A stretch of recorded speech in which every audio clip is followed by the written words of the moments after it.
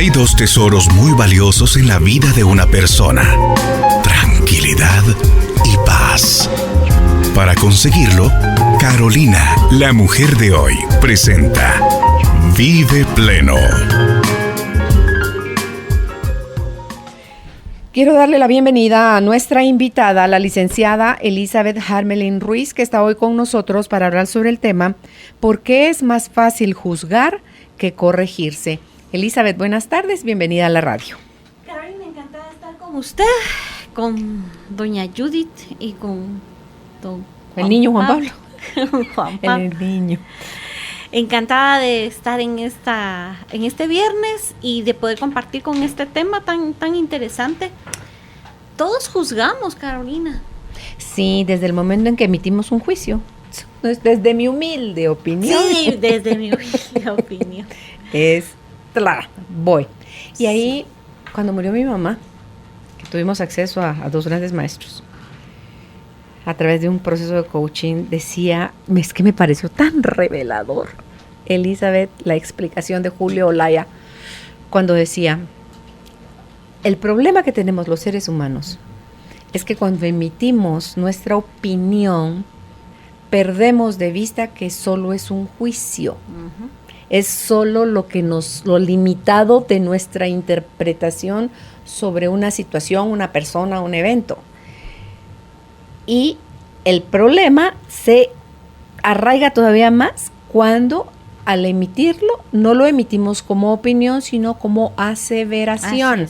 Sí. Y entonces, tan, sí. Se acabó, ¿verdad? Y entonces es tan fácil, los deditos famosos, ¿verdad? Un dedito hacia afuera, 3 hacia adentro, de ver la paja en el ojo ajeno en lugar de ver la viga en el propio. En fin, la vida nos ha, usted que es experta y me encanta con lo de los refranes, ver cómo todos sin excepción estamos teniendo una opinión, estamos emitiendo un juicio, si no siempre hemos aseverado algo como una verdad cuando no pasaba de ser mi opinión.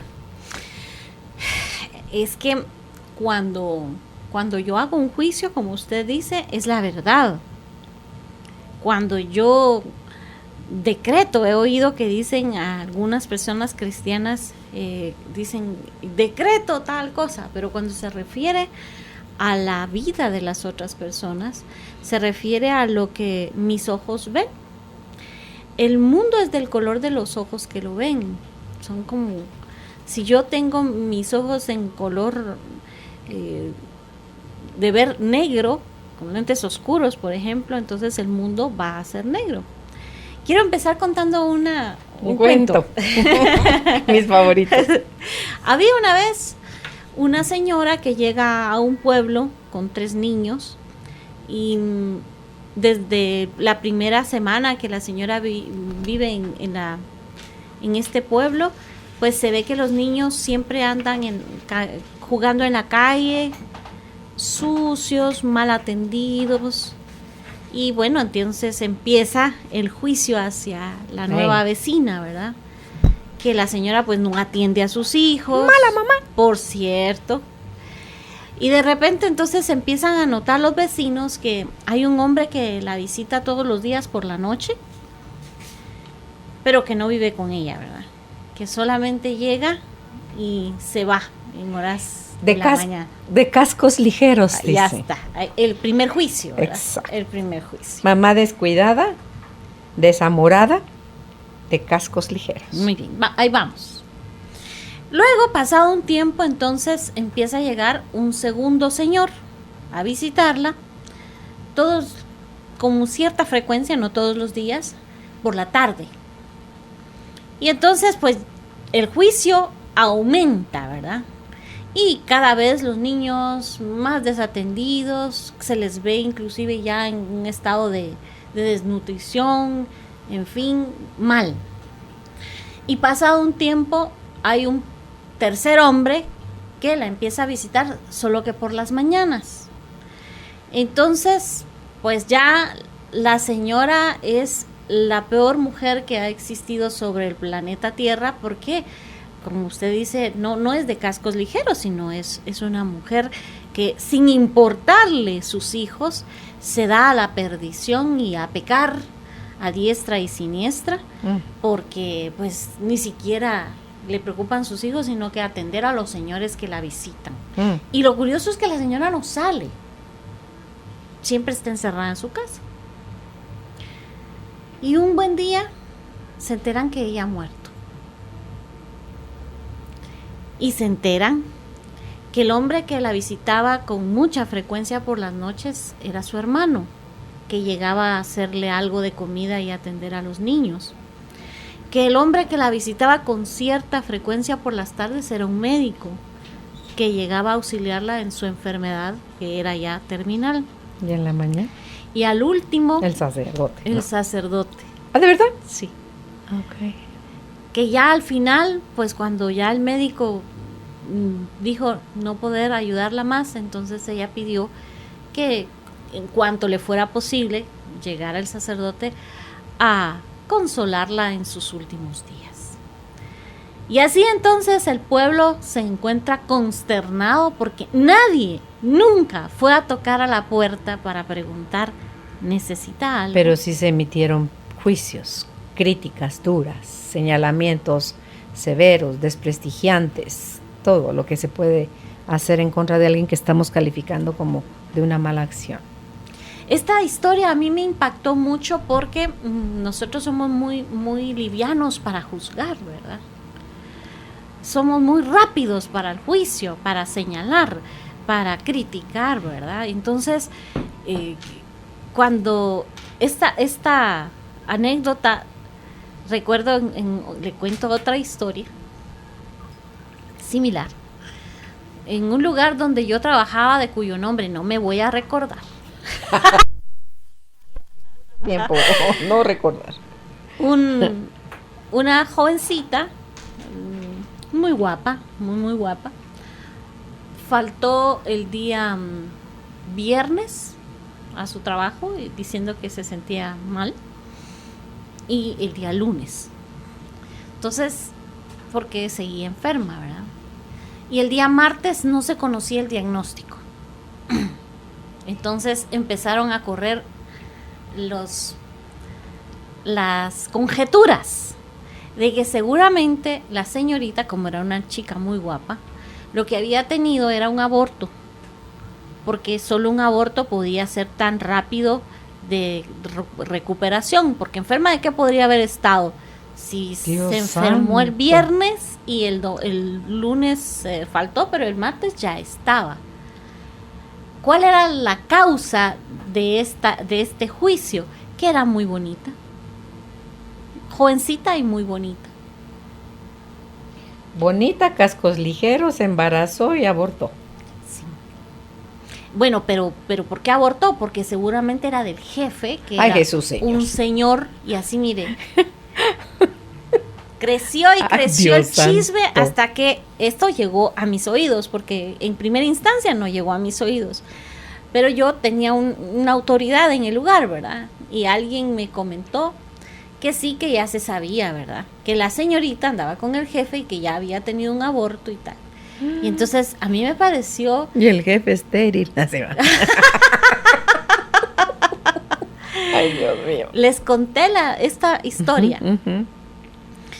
Y les dije, y alguna se acercó a preguntarle, ¿Qué te pasó? ¿qué te pasó? ¿Cómo estás? ¿Necesitas algo? Nos contaron que estabas enferma. Porque esta era una comidilla entre el núcleo femenino, ¿verdad?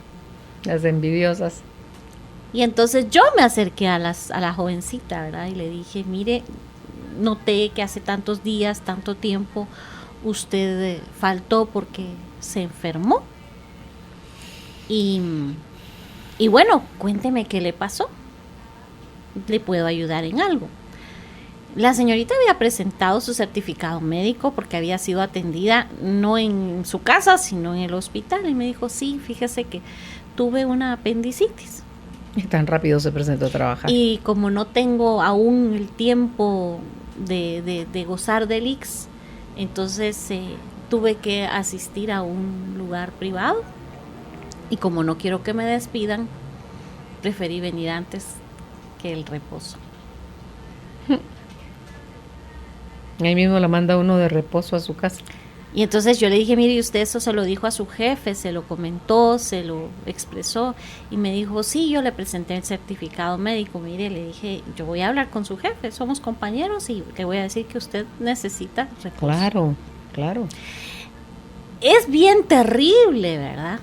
Es bien terrible que cuando nosotros decidimos condenar a alguien. Se acuerda que hay la anécdota, porque no está comprobado, que el emperador subía su dedo pulgar cuando le daba la vida a un gladiador, o lo ponía hacia abajo cuando decidía que muriera. Bueno, para empezar, ¿quién soy yo para juzgar la vida de otra persona? Alguien que se siente libre de culpa, como dijo Jesús, se sienta libre de culpa, tire la primera piedra. Sí. Nadie lo hizo. Se dieron la media vuelta y se fueron. Mujer, vete y no pegues más. O sea, así termina esa historia, ¿no? Así es. Yo estoy en un pedestal superior al resto de la humanidad, sin culpa, sin tacha, la Inmaculada Concepción, y por eso yo me atrevo a juzgar. Entonces, el juicio viene desde el ego, del sentirme superior. Así es, sí. Desde sentirme orgullosa, vanidosa, superior. Y en esa posición, por supuesto que todos, si yo estoy en este pedestal de supremacía general, claro que todo el mundo está bajo mi juicio, ¿verdad? En alguna ocasión yo he tenido la oportunidad de compartir con colegas que son jueces, a quienes su profesión los ubica en ocasión de juzgar. Y a título personal, más de uno en alguna ocasión me ha dicho que siempre pide inspiración divina, porque no sabe si lo que le están presentando como pruebas son veraces o no. De esa cuenta hay gente inocente presa y gente culpable libre. Así es. Entonces, pues en la intimidad de la amistad de un colega, pues me ha transmitido este sentir, ¿verdad? Que solo le pide a Dios no cometer un error con la persona que no debe, ¿verdad? Y si uno no está en esa posición, más nadie tiene la posibilidad de juzgar. Entonces yo, si soy mamá, no puedo juzgar a mis hijos. Si soy esposa, si soy esposo, si soy hermana, si soy amiga, no me puedo poner en esa posición de juzgar. Antes bien, tengo que ir, tocar la puerta y preguntar, ¿te puedo ayudar en algo? ¿Por qué? Porque nosotros hemos pasado también por circunstancias tan difíciles, tan dolorosas, y cómo necesitaríamos que alguien, antes de juzgarnos, llegara y nos dijera, vengo a tocar tu puerta porque te noto que has desmejorado, has perdido, ¿te puedo ayudar en algo? Uh-huh. Eso se llama empatía. Eso se llama madurez. Amor al prójimo. Madurez, amor al prójimo. Eso se llama, miren, no se puede nadie poner en los zapatos de otro, ¿verdad? Por más que nosotros querramos decir yo siento tu dolor, ni siquiera el dolor de los hijos, ni siquiera el dolor de la pareja, que es la relación más profunda que podemos tener en una vida. No podemos sentir el dolor del otro, pero lo que sí todos podemos hacer es acompañar el dolor del otro sin juicio. ¿Y por qué? Sin sermón, sin consejo, sin decir, mira, yo en tu lugar, tú no deberías, tú deberías, si hubieras, si no hubieras. ¿Por qué? Porque esto lo que hace es alejarnos de los seres queridos que tenemos. Si alguien se acerca a mí diciéndome, mira, esta es mi situación, y yo juzgo, ¿qué pasa? La persona se aleja. Total. Si yo voy con una persona que me inspira confianza y le digo, mira, tengo esta situación, no sé cómo resolverla, este es mi dolor, y me juzga, cierro la puerta. Y empieza el sermón, ¿verdad? Sí, es que cómo es posible. Bueno, ciertamente había una gran filósofa del siglo XIX que se llama Elena Petrovna Blavatsky, que decía, si estás frente a una persona sobre la cual pesa la mano del karma, es decir, una circunstancia adversa, no te sientas ajeno a ella. Siéntete partícipe, porque si está enfrente de ti es porque tú puedes hacer algo. Entonces, no le des la espalda y no juzgues. En la India, antiguamente, y bueno, sigue siendo así, existe una casta que es la casta de los parias, que son los intocables, son las personas indigentes que mueren en la calle, viven toda su existencia en la calle, ¿verdad? Nacen en la calle y mueren de inanición, de enfermedad, y nadie nunca los toca ni los atiende, salvo la Madre Teresa de Calcuta, que se dedicaba principalmente a los más pobres de los pobres. Y ella cuando la entrevistan en una ocasión, le preguntan, pero mire, ¿y usted por qué hace eso? Le dice, pues usted ayuda a los cristianos, obviamente usted es una monja cristiana. Y dice, pues mire, yo en cada ser humano miro a Jesús. Y por eso me siento pues en la obligación de ayudarlo a curar sus heridas. Bueno, le dicen, entonces usted solo está atendiendo a los cristianos, pues, porque si mira a Jesús, tienen que ser cristianos a los que usted atiende. Y le dice, mira, hay gente que está tan enferma, con tanta desnutrición que ya no pueden ni hablar. Entonces yo no sé ni siquiera a veces sus nombres, ni sé qué religión tienen, ni sé si me lo van a agradecer. Simplemente yo miro a Jesús y entonces los ayudo. Esa será quizás una de las más grandes lecciones que nos ha dejado Madre Teresa de Calcuta. ¿Por qué no ver en el otro la bondad? ¿Por qué no ver en el otro lo mejor de sí mismo? Porque para verlo tiene que estar adentro de uno. No lo puedo ver afuera si no está en mí. Y aplica a lo dulce y a lo amargo, a lo bueno y a lo malo, a lo cochambroso y a lo santificado. O sea, si lo puedo ver afuera, es porque existe dentro de mí. Cada uno dispara por el orificio que tiene. Es así. Entonces, si a mí me hablan, me ponen un rótulo en chino, yo digo, qué bonitos los dibujitos.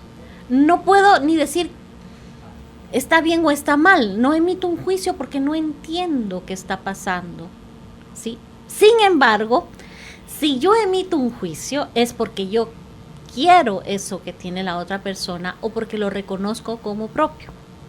Entonces, el juicio está inspirado en la envidia, en los celos o en la baja autoestima. En la sombra. En la sombra. O sea, en lo que tengo oculto en mí que aún no he querido reconocer. Así es. O sea, mi sombra, mi envidia, mis celos. ¿Y qué otra cosa dijo? O el anhelo de. Porque mire que usted qué lindo corte de pelo tiene. Entonces yo lo juzgo. ¿Por qué? Porque yo quiero tenerlo. Y usted me dice, vaya al salón y se lo corte igual. Pero el que juzga no piensa en que puede realizar por su baja autoestima. Yo no voy a poder. A mí no me va a quedar igual. Usted y los refranes son uno mismo, dice la canción. Qué bonita. Sí, como se sabe la canción? O sea, tú y yo somos uno mismo. Ay, esa no, pero como usted se sabe todos los refranes, dice, el león juzga por su condición. Por su condición. Tanto en admiración como en crítica. Así es obviamente porque yo lo veo en mí.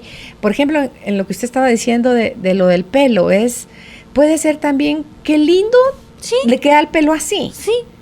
Pero no es porque yo lo quiera así, sino porque me parece que se le ve lindo y porque se me hace fácil decir cumplidos y porque qué rico sienten las personas, aunque no le estén como la mano extendida, pero a todo el mundo nos gusta, Sí. Elizabeth, que nos reconozcan. Sí. Que nos den un cumplido, que nos den una palmadita de hombro, que nos extiendan la mano si nos caímos, si estamos sobrecargados, que nos alivianen la carga. O sea, todo el mundo necesita de eso. Y Así usted lo es. mencionaba hace un rato, el que es empático le es muy fácil detener la puerta, apachar el botón que se viene cerrando la puerta del elevador y usted ve que viene alguien apresurado a meter. Hay gente que, o sea, es que ustedes no vieron lo que hizo. Ay, Elisa, las hay. Sí. Hay gente que lo... Ay, no, Dios mío. Y hay gente que uno mete el pie en la mano, apacha Sí. el botón o algo para que la persona tenga Ah. tiempo de llegar y entrar al elevador, Sí. ¿verdad? Pero dice uno, Dios santo, si yo veo a alguien diciendo que le costaba detener, mejor en lugar de decir eso es, wow, todavía tengo eso adentro. Sí. Porque si no, el universo no me lo estaría presentando. Es mi espejo. En una oportunidad en el gimnasio, era un señor como de unos 1,90, alto, delgado, y yo estaba usando una máquina, terminaba mi set de ahí, me pasaba la otra máquina de pesas y así estaba intercalando. Entonces él, cuando yo estaba en la máquina B, digamos, él agarró mi máquina, imagínense mi juicio, mi máquina A, pues si yo la estaba usando, que no ve que yo la estaba usando, Sí, claro, claro. es lo que le dispara a uno enojo, crítica. Entonces es de esos señores que casi le pasan empujando a uno de nada, con permiso, señora, intercalemos la Máquinas. máquina, ¿verdad? Porque hay gente que sí tiene esa cortesía. Pero el hombre me atropella se pone en la máquina A y empieza a hacer sus ejercicios y yo por dentro que mi ruido no se calla, este viejo infeliz que se cree, madre. Es que me pasó topando, o sea, le empujó. Claro. Y dice uno, ¿Qué le pasa? qué descortés, ¿verdad? Y ni siquiera, ¿será que podemos compartir la máquina? Termina, se levanta, se va. Y cuando pasa, vuelvo yo a la máquina A, digamos, hago mi siguiente ronda. Y entonces ahí hago pausa. Y digo, Carolina, ¿qué te está mostrando este señor que tienes tú, que se te disparó el carácter volado que tienes a la primera de cambio, sin siquiera detenerte a ver qué hay de ti en él que te está molestando como te molestó? Y yo, wow. Así me quedo yo conmigo, así como que, Con el wow. espejo de frente. Wow. Ok, entonces ya me quedo y le digo, ok, en mis adentros, gracias Señor, al Señor no sé, a Dios, ¿va? Al Señor que se Porque me presentó, enseñó. porque me mostró todavía cuánta violencia hay en mí. Sí. Entonces, dije, bueno, ok, a partir de ese momento, yo si voy a usar una máquina, lo primero que hago es preguntarle si hay una persona cerca, disculpe, ¿usted está ocupando esta máquina? Ujú. Entonces, sí o no, y si me dice sí, ¿será que podemos alternar? Me dicen sí o no, o me dicen ya un set y termino, o sí con mucho gusto, o si dicen no, pues no me lo está diciendo a mí, se lo está diciendo a su acaparazón, y yo me doy la vuelta y busco otra opción, Sí. ¿verdad? Pero ya me quedo en paz. Sí. Pero fue necesario el hacer la pausa Sí, sí. para poder decir, ay, ingrato, si lo que veniste nada más fue a mostrarme que hay violencia todavía en mí y por eso, gracias por mostrarme esa parte de mí que yo no podía ver de otra manera. Cuando nosotros vemos lo bonito, dicen, los gringos tienen este refrán también que dicen siempre el césped de enfrente es más verde, siempre. Cuando no estoy enfocada en mi autocrecimiento, cuando lo que estoy viendo es la vida de los otros y cuando no sé, también este refrán que dice la procesión siempre va por dentro, entonces nosotros no sabemos la vida de nadie. Sí. Que llevan por dentro. Nadie. A lo mejor el hombre estaba preocupado, estaba estresado por algo, muy metido en su ejercicio, no se detuvo a ver, no se fijó que yo había usado la máquina con anterioridad, o sea, cualquier cosa, pero el rollo viene de tomarse uno las cosas personales, Elizabeth. Así es. ¿Otra historia? Sí. Sí. En una ocasión iba un hombre con 2 niños en un metro de esas ciudades gigantescas que tienen metro y era un viaje de más de 1 hora y los niños estuvieron durante la hora jugando, se subían, se bajaban y el hombre con la mirada perdida como que no eran de ellos. Y una mujer que venía cerca miraba al hombre, miraba a los niños y estaba ya desesperada porque el hombre no hacía nada y los niños en un alboroto absoluto, desmadre total. Pasado unos minutos la mujer dice, no, esto no puede ser, si vamos a estar aquí tanto tiempo, estos capaz que se suben en mi cabeza, si se suben en la cabeza del papá y no hace nada. Y entonces le dice la mujer al hombre, le dice, mire usted, de verdad, no piensa hacer nada con sus hijos. ¿Qué le pasa? Le dice, se da cuenta del alboroto que están armando. Y se ve que usted no puede controlarlos. Y el hombre le contesta, sí, en efecto, le dice, no sé qué hacer con ellos. Su madre acaba de morir. Y tanto ellos como yo estamos desorientados. Ellos por lo menos pueden jugarle. Yo no sé qué hacer con ellos. Una vez más, no nos acercamos para preguntar en qué te puedo ayudar. Nos acercamos a señalar. Y cuando es desde donde nosotros hacemos el juicio también desde el dolor. Si yo tengo una herida abierta que no he sanado, que no he superado, entonces sí entro en una empatía, pero es una empatía negativa, porque mi dolor, esta persona que está enfrente de mí me lo recuerda. Entonces me abre esa herida, no porque quiera, sino porque me la recuerda, y en ese momento entonces yo empiezo a sangrar otra vez y lo hago al otro responsable del dolor que tengo. Uh-huh. Y entonces, ¿qué tengo que hacer?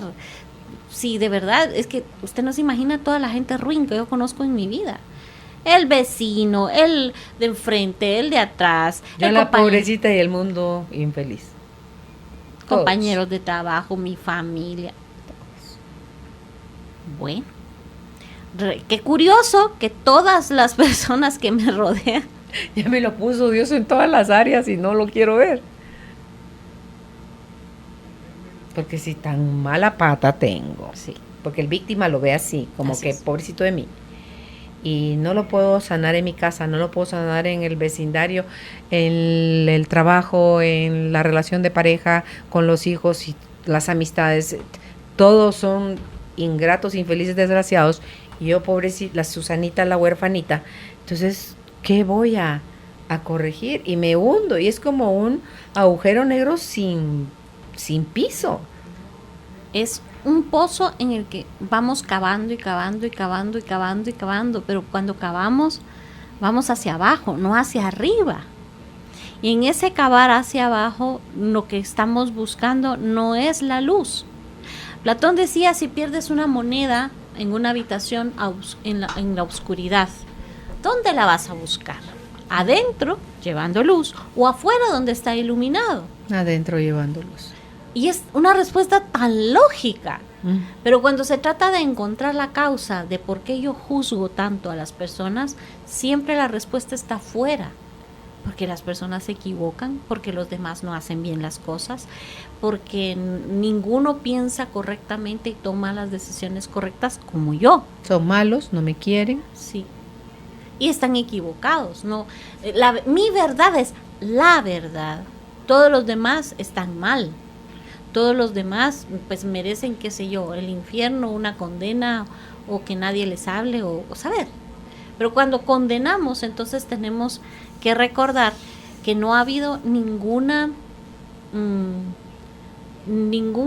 ser de luz y de amor que haya venido para la humanidad a no darnos esperanza de poder empezar otra vez, sino al contrario, todos esos seres de luz y de amor que han venido a dar un mensaje que luego ha originado una religión, siempre dicen, vuelve a empezar, busque el perdón, busque reiniciarse, renovarse, renacer. Todos los que han iniciado con su mensaje una religión siempre nos dicen esto. La compasión budista, que es ponte en la situación que el otro está. ¿Para qué? Para crecer. ¿Puedo yo quitar? Entonces ahora ya estamos en una situación empática. ¿Puedo quitar el dolor del otro? No. Pero sí lo puedo acompañar. Sí. Los médicos, los mejores médicos que yo conozco en mi existencia son médicos que acompañan, que dan esperanza, que confortan el alma. Porque según la medicina china, que es la más antigua que se conoce, todas las enfermedades tienen un origen en el alma. Y entonces el buen médico sabe que si el paciente es acompañado desde el alma, es más fácil que su cuerpo sane. Y esos son los médicos que uno ama. Y uno va con el doctor porque solo lo ve y ya siente que se siente mejor. ¿Por qué? Porque me escucha. Es que fíjese que yo voy y le digo y atentamente me escucha. Dice Joe Dispenza en su libro Tú eres el placebo. Es precisamente esa frase. Hay gente que con solo ir al médico van para donde el médico, ni siquiera ya hablaron con el médico y ya se sienten mejor. Sí. Ya les recetaron, ya los escucharon, no han comprado la medicina, no se la han empezado a tomar y ya se mejoraron un montón. Pero lo que les curó, ese avance en la curación es esa escucha generosa, es ese saber que hay alguien que se está ocupando de ellos y que va a procurar lo mejor para ellos en su proceso de enfermedad o algo. Entonces dice, ¿ustedes creen que la noticia que tengo cita con el médico es la que me cura? No. ¿El médico que me está escuchando es el que me cura? No. Soy yo desde mi actitud, desde mi mirada, desde el valor que le doy a eso, lo que hace que yo mismo me cure. Yo me enfermé, yo me curo. Así es. Y esa luz que yo debo llevar adentro, la veo en el otro, ¿verdad? O sea, le doy la luz al médico, no a mí. Así es. Pero, pues, ayuda si la llevo hacia adentro. Ayuda sana si yo decido que voy a hacerlo por mí misma.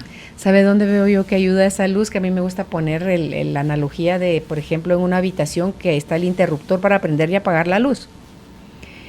Esta habitación está totalmente oscura. Nunca hemos estado acá, nos pusieron con los ojos cerrados dentro, ya adentro nos quitaron la venda y es esa oscuridad que usted dice, Dios santo, aquí habrá salida, habrá ventanas, para donde me hago, toparé con algún bulto. Y usted si guarda silencio y empieza a conectarse con su intuición, con Montserrat Gascón dice, hasta hay una frase que dice, banda transportadora, llévame a tal cosa, y usted escucha su corazón, la lleva a donde está el objeto. Wow. Impresionante, eso lo probamos, impresionante. Entonces, si usted prende fracción de segundo, solo ese chispazo le sirvió para ubicarse, qué hay, dónde está, y ya sabe qué acción siguiente tomar, ¿verdad? Entonces, es lo mismo que si prende un fósforo. ¿Cuánto dura un fósforo encendido, Elizabeth? Un fósforo normal. Entonces, se apaga, pero ya usted vio que si hay un interruptor que tiene que caminar tantos pasos a la izquierda y si se va con cuidado porque hay algunos bultos, va a llegar. Sí. Y entonces, pero la luz se prende desde dentro y la luz de afuera, que fue ese fósforo que alguien caritativamente, tengo un fósforo nada más, prendió el fosforazo, que es la luz que yo debo llevar adentro, me va a servir no para que me ilumine mi caminar, sino para que yo pueda ver dónde está mi interruptor interno y sea yo quien lo apague o lo encienda o lo maneje, como el dimmer, digamos, son esos botones de luz que usted le da hacia la derecha, más volumen o menos volumen de luz. Entonces, así creo yo que es esa luz, pero a veces también en esa sensación o incapacidad de creer que lo podemos hacer por nosotros mismos, es, no, pero tú sos más luz que yo, pero tú sos la linterna, no, pero no me dejes, no, pero a ver, te voy a apretar duro en la mano para que no te querrás zafar, y entonces tú guíame, no, pero no, ni se te ocurra que se te va a acabar la pila, porque no puede ser, ¿qué vamos a hacer? No, así no funciona. Sí. Hay un texto tibetano que se llama La voz del silencio que dice: al final de tu vida tú habrás descubierto que tú eres tu propio maestro, que tú eres tu propio sendero, que dentro de ti está la voz del silencio. No es tan cierto. Y ahí están todas las respuestas en el silencio. Eso es maravilloso. Sí. Y entonces, ¿qué hacemos cuando estamos constantemente buscando esa luz?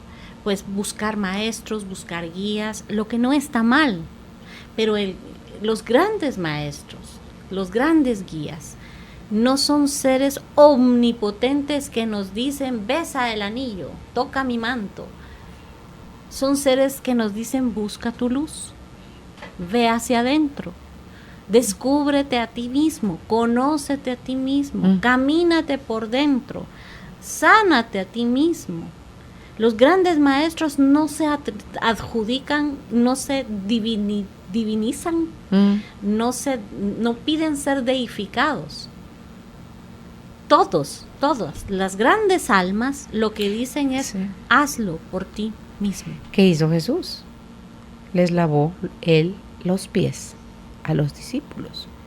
O sea, no besa mi anillo, toca mi manto, no, es él sirviendo al que debería estarlo sirviendo a él, ¿verdad? Pero como él no venía con esas jactancias, entonces él vino a mostrar que la humildad, el reconocimiento, el no sentirse más, todo eso, ese era el camino a seguir en nuestro actuar, el amar.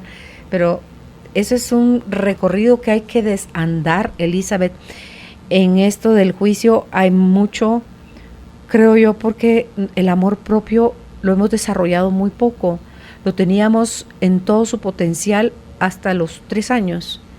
Y de ahí empezó a debilitarse, y toda la programación que nos dieron de los 0 a los 7 años es lo que hoy está dirigiendo nuestra vida, es ese 95%, es ese iceberg, es todo lo que está abajo del agua, lo que está, todos esos programas con los que fuimos y patrones y cultura y todo lo que fuimos, con lo que fuimos educados, es desde donde estamos tomando nuestras decisiones. Entonces ese pedacito del hielo, la punta del hielo, del iceberg, que sale del agua, es ese 5%, que con suerte es un 5% consciente que nos puede ayudar a ser esa luz, ese faro interno que nos lleve a ir reconociendo poco a poco cuando estamos en una situación que si la observamos desde otra perspectiva donde no la hemos visto antes, vamos a poder tener otro concepto de eso, y con un nuevo concepto,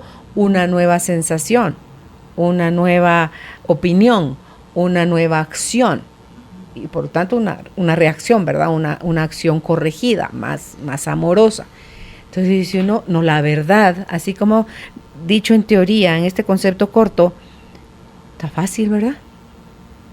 Claro que está fácil, pero para eso, renuncia al 95% para que ese 5 se haga cada vez más grande, porque no hay poder humano que logre, sin renuncia a sus programas de crianza, sus creencias, sus pensamientos, su lenguaje. Si usted no renuncia a eso, por lo menos, ¿no? Entonces, ¿qué tengo? ¿Me quedo vacío sin nada? No, por lo menos empiece a observarse, conéctese con sus sensaciones, sea esto que pasó, que vio, que olió, que escuchó, que le tocó, le movió el higadito, vea cómo está vibrando eso en usted. Dese cuenta que si usted no le da vida adentro, eso no evoluciona. Que le mentaron la madre, dele vida adentro, pues más lo será usted tal por cual, ¿verdad? Sí. No le dé vida adentro, puede ver con neutralidad a la otra persona, sin siquiera decir, no, quién sabe qué día tan difícil debe estar pasando, ay no, pobrecito, si bien dice todo el mundo que es un gruñón, o no, ahí estamos otra vez de santurrones diciendo yo bueno y tú infeliz, ¿verdad? Entonces, el solo no tomarnos las cosas de manera personal, Elizabeth, facilita la neutralidad, y en la neutralidad decir, híjole, mano, sí, mi patrón mental sí es rígido, No, pues sí, durante 60 años he visto las cosas desde esta perspectiva. ¿Qué tal si me doy ahorita la oportunidad de girar un poquito, unos graditos y ver cómo se ve, no desde la base, sino desde la colinita? Voy a ver cosas diferentes. El ejercicio del elefante, quien toca la cola, quien toca la oreja, quien toca la pata, quien toca el moco, el colmillo. Todos describen un elefante totalmente diferente, pero es desde la parte que están percibiendo al elefante. Entonces, así, ojalá y nosotros quisiéramos saber que el elefante de nuestras situaciones de vida tiene moco, cola, oreja, lomo, pata, cola, tiene panza, tiene todo. Sí. El otro es un ser humano y algo que tenemos que hacer es agradecerle al que está frente a mí y está cometiendo un error ante mis ojos, porque entonces me enseña. Es el gran maestro que la vida me está poniendo. También hay un texto que dice, si estás en una situación de ayudar y no de pedir ayuda, da gracias a Dios, porque es mejor estar en la posición de ayudar y no del que pide ayuda. Y entonces aprovecha la oportunidad que te está dando la vida de dar. De servirse. Y entonces uno tiene que decir, en esta aprovecho, porque me va a tocar al revés. Si yo no estoy presto a aprovechar la oportunidad de servir, me va a tocar pedir. Claro. Y con dolor, ¿verdad? Es mejor, es una lección más suave, menos dolorosa cuando vemos que vamos en el carro y vemos que alguien se va entre un hoyo, ¡pongón! Dice uno, ay, por ese deshizo el tren delantero, ¿sí? Entonces yo freno, doy gracias al que se equivocó y digo que Dios lo bendiga, que no se le haya acabado su carrito ahí, espero y me voy por un ladito. Uh-huh. Pero no, me quedo ahí y lo critico, ¿verdad? Pero qué bruto, qué mal maneja, de plano que iba desatento, que se fue entre el hoyo y claro, ahora va a arruinar todo el tránsito y aquí yo con tanta prisa y me está impidiendo que pase la gente, bla, bla, bla, bla, bla, bla, todo el ruido, ¿verdad? Además, nuestro ruido no es un ruidito de bla y ya, no es bla, bla, bla, bla, bla, bla, bla. Sí, porque tenemos una habilidad para crear historias en torno a un pensamiento, pero grosero. Sí.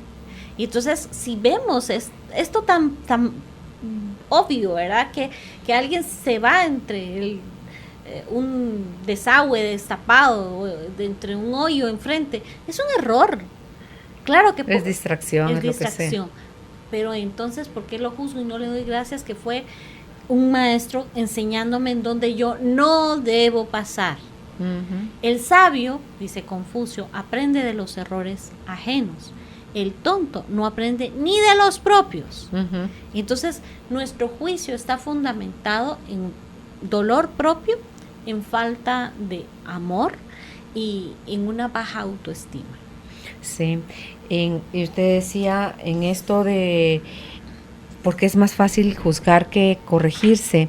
Puse yo aquí al principio mi papelito cuando usted estaba hablando de sentirnos superiores cuando estamos enjuiciando. Vete aquel tan aquí, tan allá. Pero el no corregirse, cuando alguien no se corrige, no está siendo valiente, Elizabeth, porque aprender a corregirse requiere de valentía. O sea, de valor, de poderse poner uno frente a sí mismo uh-huh. y a calzón quitado decir, ok, a ver, hablemos sin rodeos, aquí qué cosa, pues, como le dije yo con que hice con el señor del gimnasio, pues porque dije, ay no, horrible todo lo que yo pensé del santo señor, y ahí va a creer, después de ese ejercicio pasaron unas semanitas y me vuelvo a topar con el señor, uh-huh. Se sonríe, buenos días, dije, el mismo señor que en la oportunidad anterior me atropella, se sonríe conmigo y dice buenos días.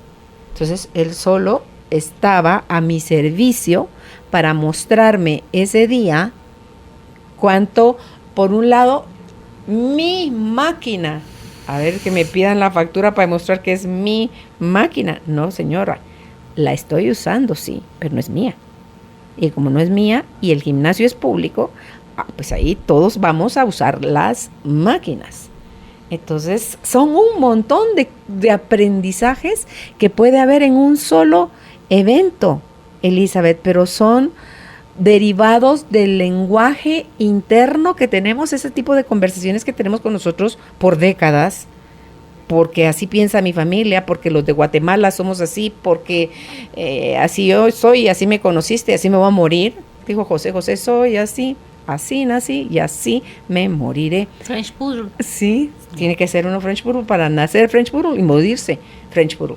Entonces, si algo tenemos los seres humanos, la gran bendición, Elizabeth, es que podemos volver a elegir. Si yo elegí pensar chueco y ya me sentí de la patada y ya me di cuenta que soy yo la que lo está generando, puedo elegir primero pasar a neutro. O sea, empezarle a bajar a lo chueco las rayitas hasta llegar a neutro y disfrutarme mi neutralidad un tiempo. Y llegará el tiempo en que ya ni siquiera. Me acuerdo cuando me fui a Mahum, que nos daban las instrucciones de cómo debíamos hacer las tareas. Y a mí el director de orquesta que yo llevaba adentro con supervitaminas sabía qué era lo que había que hacer. Por supuesto. Era como, pero ¿por qué hacen eso así? No, pues si sería más fácil lo otro, o ¿por qué no le enseñan a uno no sé qué? O sea, mi director de orquesta no se callaba. Un día nos invitan a los extranjeros, que éramos 70 extranjeros y el resto eran 900 alumnos, solo 70 éramos extranjeros y el resto eran coreanos. Y nos llevan a los latinos, a la dirección, digamos. Y uno nítido, porque cómo empieza la conversación. A ver, oigamos, queremos oír sus quejas. Y miren, nos dimos vuelo con sugerencias, y que por qué esto, y por qué mejor no aquello, y que así, que así, que así, que así.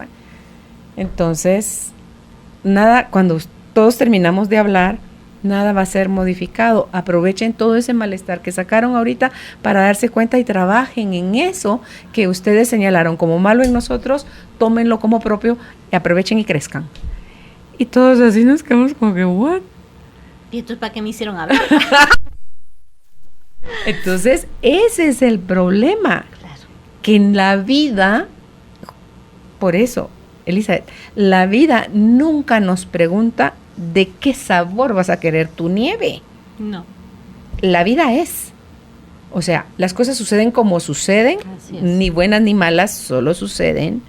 Que nosotros nos resistamos a aceptar lo que es donde se cuecen las habas adentro de nosotros. Así es.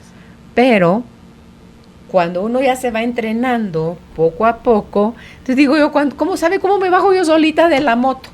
A estas alturas, cuando ya quiero decir, mi director de orquesta quiere entrar nuevamente al escenario a decir cómo, quién, cuándo deberían hacer las cosas. Y como, ¿por qué tendrían que hacer las cosas como tú quieres, Carolina? Me lo digo yo a mí. Y como, ¿por qué tendrían que hacer? Ahí se me desinfla todo y ahí vuelvo otra vez a mi centro.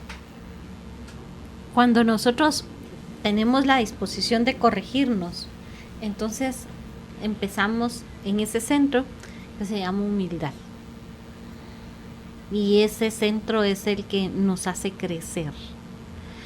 Reconocer, para empezar, que me he equivocado o que yo estoy viendo el error en el otro porque a mí ya me pasó o porque yo sé. Ante todo que ya me pasó. Uno puede comprender, yo sé lo cual se vive así cuando uno va de director de orquesta. Es bien feo. Entonces yo miro con suprema humildad al pobrecito que se está yendo entre el cráter, porque digo, yo ahí fui a deshacer mi carro ayer. Lo que estará sintiendo ese pobre de plano. Sí, pues yo sé. ¿Qué pasa cuando uno se distrae y se va en un cráter por distracción? Entonces ahí me ubico yo en una posición de humildad y ya no señalo, ya no juzgo, ya no, ni me culpo, simplemente digo, claro, es humano, igual que yo. Y en esa posición, entonces, me sirven los errores de los demás para recordar los míos. Perdón, no por culpa o para juzgarme, Para sino echarle sal a mi herida. no, sino decir que qué interesante que esto yo que lo viví hace un mes, hace un año, hace 10 años, cómo he aprendido de esta circunstancia. Si aún hay como cuando se pone, sale espuma y en fin, digo, qué interesante, todavía no he logrado superarlo.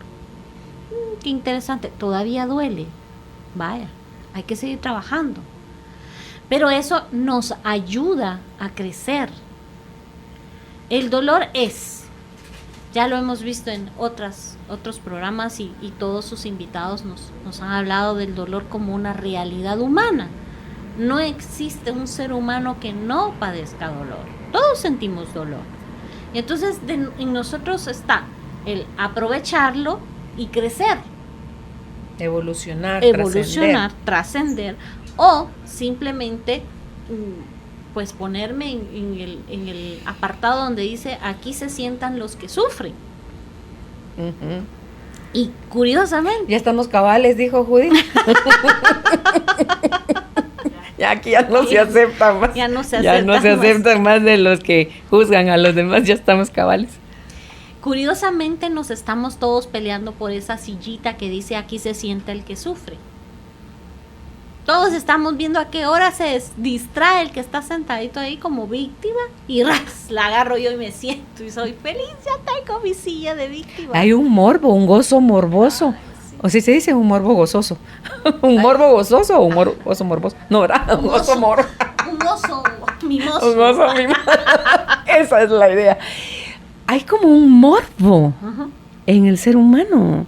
De verdad, sí, viéndolo ya crudamente. Que le encontramos cierto gozo al sufrir, sí, a la queja, a la culpa, a la vergüenza, al juicio, al ataque, a todo eso. ¿Por qué duramos tanto ahí? Porque eso hace que nuestra conciencia baje hacia nuestro mundo material. Y decía Platón que habían unos seres que se llamaban los amos de la caverna, que estaban finalmente haciendo todo lo posible para que nosotros no saliéramos de la caverna. Yo he llegado a entender que son las creaciones de nuestra mente, ¿verdad? ¿Nuestras creencias? Nuestras creencias, sí. Que dicen, tú tienes que estar metida en este cuarto oscuro, porque esto es lo único verdadero. Y el miedo nos dice, sí, yo aquí me voy a quedar, porque si yo, imagínese, salgo de este cuarto oscuro, ¿es que voy a encontrar? No. Mejor me quedo aquí en la caverna, en el sótano, en este lugar donde no hay nada, pero esto es seguro porque ya lo conozco. ¿Le cuento mi historia? Sí. La portada del libro El Camino, que algún día va a salir. Voy caminando en un camino con árboles rodeados y maripositas y todo, pero voy tomada de la mano de Jesús con una mano y a mi osito, que era mi refugio cuando yo era chiquita, de la otra mano. El vestidito que me dibuja Arturo, mi hijo, porque él hizo la portada, es un vestidito sin mangas, línea así como por trocitos, por franjas. Todo es blanquito y llevo una coronita de flores en la cabeza, con mi pelito corto aquí hasta la nuca. Estaba yo hace años en una meditación con Vivian Solís y cuando usted dice la caverna me recordé, porque yo me sentía, era mi niña interior la que estaba en una cueva. Y una voz afuera me decía, sal, acá estoy. No. Entonces, mire, Elizabeth, lo recuerdo tan bien, ese ejercicio. Yo quería algo fuerte dentro de mí, me decía, sal, es seguro, no te va a pasar nada.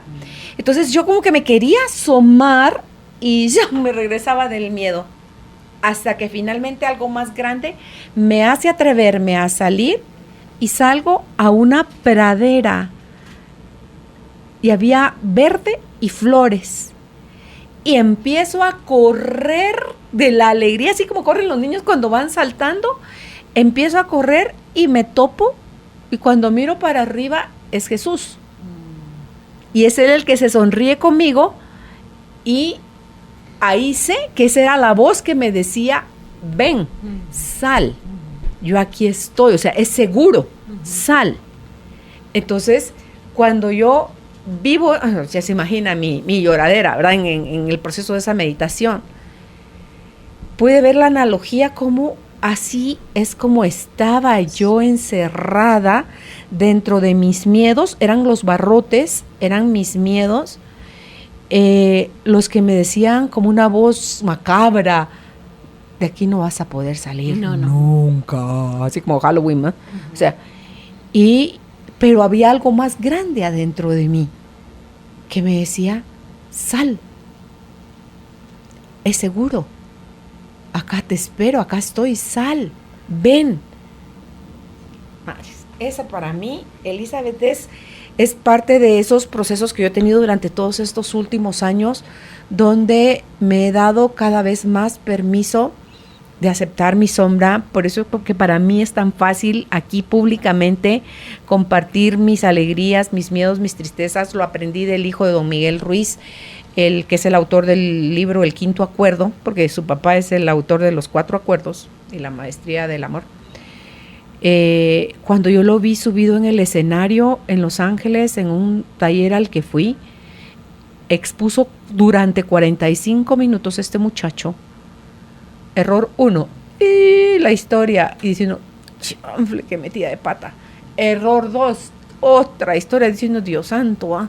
Error 3, error 7, error 8, error 9, dice: no, Dios, o sea, él solo contaba y contaba y contaba todos sus errores y sus aprendizajes al final, de error tras error, porque el problema no es cometer errores, el problema no es fallar, no es pecar, no es sentirse uno mal o sentir que ya falló en algo. No, el error es no darse cuenta. Uh-huh. Eso es peor. Entonces, cuando yo lo miraba, al público lo tenía en su mano, ¿verdad? Yo lo veía así, hasta con la boca abierta, en admiración, y yo decía: ese es el secreto a la hora de subirse a un escenario, a la hora de hablar en un micrófono, es ser uno mismo, mostrar su sombra sin sentir miedo, sin sentir culpa, sin sentir vergüenza de ser señalado, criticado, rechazado.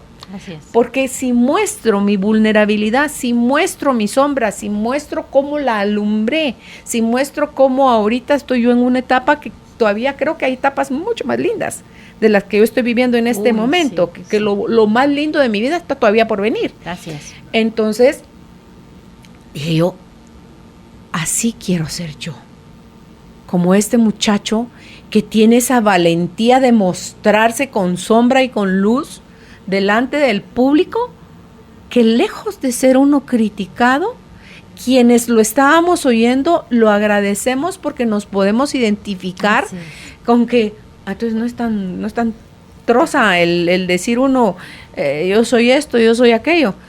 No, pues que hasta que no lo reconozca, hasta que yo no pude ver mi director de orquesta, es que mi director de orquesta era que tu maestro Sarmientos, ni que nada, o sea, era de verdad alguien de los que, de Chopin, de Mozart, de todos ellos. Dice uno: Dios santo, qué capacidad. Todo venía del miedo, todo venía del haber olvidado quién realmente soy. Y mientras más voy teniendo dosis pequeñitas con eso que realmente soy, más fácil es ser un poco más humilde, más fácil es mostrarse cuando uno es. Yo, por ejemplo, ahorita en la etapa en la que estoy, digo yo, fuerte. Hablaba con Haroldo el miércoles, fui con él a su clínica y me abraza, me da un beso en la frente, porque para mí él es como mi hermano chiquito. Me da un abrazo y me besa en la frente, y en el abrazo de él, que yo lo recibo como de un hermano, me pongo a llorar. Y entonces le dije: mira, he trabajado con mi miedo, con mi enojo, con varias cosas, y esto sé que trae...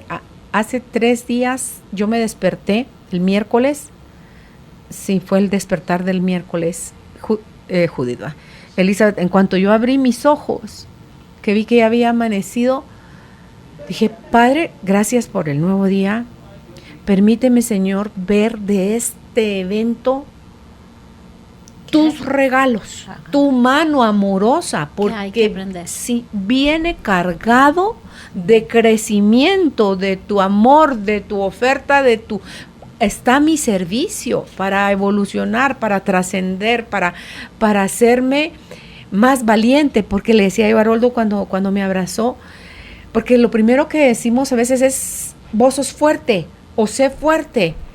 No, le dije, mira, de una cosa estoy clara, que fuerte yo no quiero ser más, porque ya fui mucho tiempo fuerte por miedo. Ujú. Yo no soy fuerte, estoy siendo valiente. Eso sí. Entonces le dije, estoy siendo valiente porque a pesar del miedo, las situaciones, las subidas, las bajadas, lo que pueda suceder, tengo la valentía de con miedo y todo, órale miedo, venite, vamos. Así es. Vamos a accionar. Ujú. Entonces, es poder decir uno, mi queja que la viví en mi periodo de miedo cuando lo trabajé, en mi enojo, todo ese desborde, pero ya en paz. Estoy tan atenta a todo lo maravilloso que está sucediendo alrededor de este evento en mi vida. Sí. Son muchos regalos, Elizabeth, muchos. Y sé que Padre, en su propósito mayor que Él tiene en todo esto, va a permitir que un día podamos venir con Álvaro a dar testimonio acá al micrófono de todo lo que esa etapa ha sido.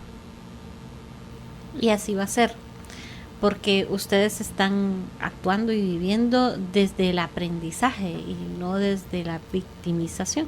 Era lo que le decía yo, todos nos peleamos por el banquito del que dice víctima. ¿Cómo podemos nosotros admitir que nos hemos equivocado? Así. Es más fácil, más rápido para corregirse, para aprender, o simplemente para decir, no sé. Esa es la palabra clave sagrada en el coaching, no sé. Es tan sencillo, en lugar de inventar, ¿verdad? Cuando yo estoy formando, cuando me toca dar curso para instructores en Nueva Acrópolis, yo les digo, miren, en clase a veces uno tiene el temor, me van a preguntar, y si no sé, ¿qué contesto? No sé, pero averiguo y lo descubro. No sé. Pero por favor no invente, porque eso es un crimen, y es un gran crimen si me invento a mí misma. ¿Por qué estoy actuando de esta manera? ¿Qué me hace llegar a esto? ¿Qué es lo que me movió? A ir hacia adentro, reflexionar, hacerme preguntas, buscar las respuestas. Y si no las encuentro, ser honesto y decir, no sé, voy a seguir investigando. Cuando eliminamos las coronas, los pedestales, los lujos y los oropeles del mundo material, estamos ubicados en una posición tan maravillosa, porque no necesitamos de nada externo para encontrar las respuestas y para corregirnos. Nos tenemos a nosotros y a nuestra profunda sabiduría. Para eso necesitamos educación. Educación, la etimología de educación es educire. Educir significa sacar desde adentro lo que uno ya sabe. Platón dice que nadie viene a aprender nada nuevo, que solo viene a recordar, porque el alma es sabia. Y entonces nosotros tenemos que buscar las respuestas para corregirnos dentro. ¿Y cómo sé yo que me tengo que corregir? Porque miro muchos errores en el resto de la humanidad. Todos los seres que están fuera de mí son mis grandes maestros y me enseñan, son mis espejos. Confucio dice, cuando tú veas la falla en tu hermano, indaga en tus faltas.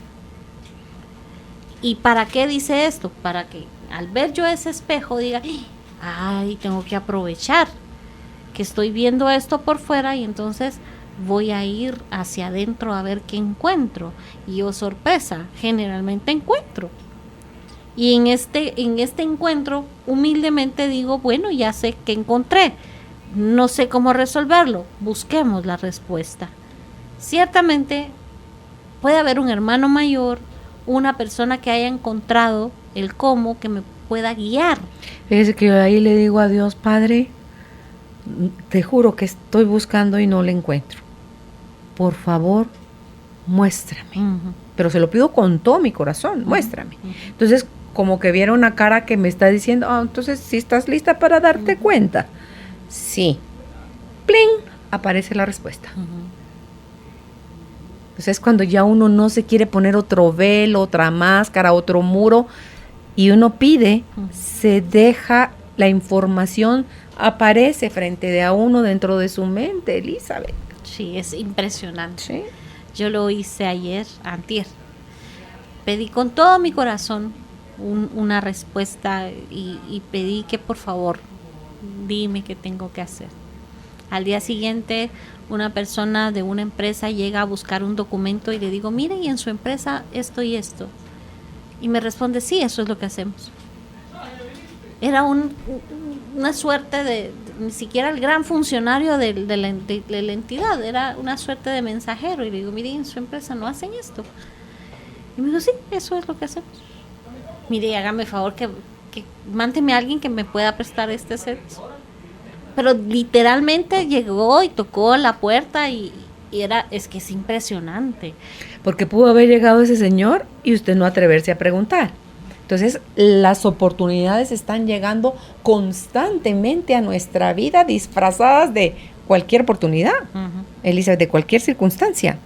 ¿Las aprovecha o las deja pasar? El que está en la inundación, trepado en el árbol, que Dios le prometió que lo iba a salvar, le mandan lancha, le mandan, ¿qué? 3 ayudas, hasta el helicóptero, y dice, no, porque a mi Dios me va a salvar. Y entonces se muere y llega al cielo y le dice, Señor, tú dijiste que me ibas a salvar, te mandé 3. Yo no te mandé 1 ni 2, te mandé 3 personas a ayudarte para salvarte y no las tomaste. Sí. Si tan solo pudiéramos ver las situaciones de vida como oportunidades que están a nuestro servicio para evolucionar. Sí. Y ahí es, si estoy yo ubicada en la humildad de mi corazón, en el centro de mi corazón, porque si estoy en mi pedestal de yo soy la hija amada de Dios, única e irrepetible, soy de ese segmento especial y diferente que hay en la humanidad y que solo yo soy, entonces a mí va a venir el mismísimo a decírmelo, pero no me va a mandar un señor que es mensajero de una empresa, pues.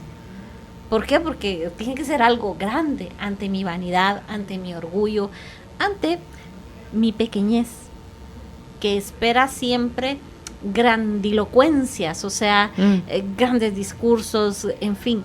Y esto es esa caverna, esa habitación oscura en la que hemos decidido encerrarnos por miedo. Ver la luz lastima porque así es al principio, ¿verdad? Pero la oscuridad también aterra y usted no ve nada, pero al rato de estar en oscuro usted empieza a ver, algo empieza a ver.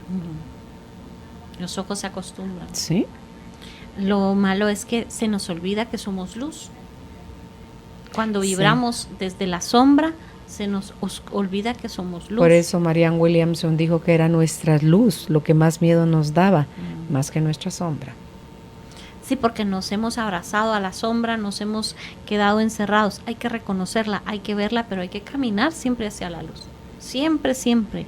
No importa cuántos hayan sido los errores que hayamos cometido, no importa cuántas hayan sido las veces que nos hemos caído, lo importante es descubrir cómo me levanto de esta. De este error que aprendo. De este error que aprendo. Bueno, esto que me pasó para una buena razón tiene que ser, porque no es así nada más. Si es lo veo como un error, como una falla, como una falta, pues igual tengo que aprender. La vida cotidiana está llena de lecciones. Lo único es que tenemos que tener atención y tener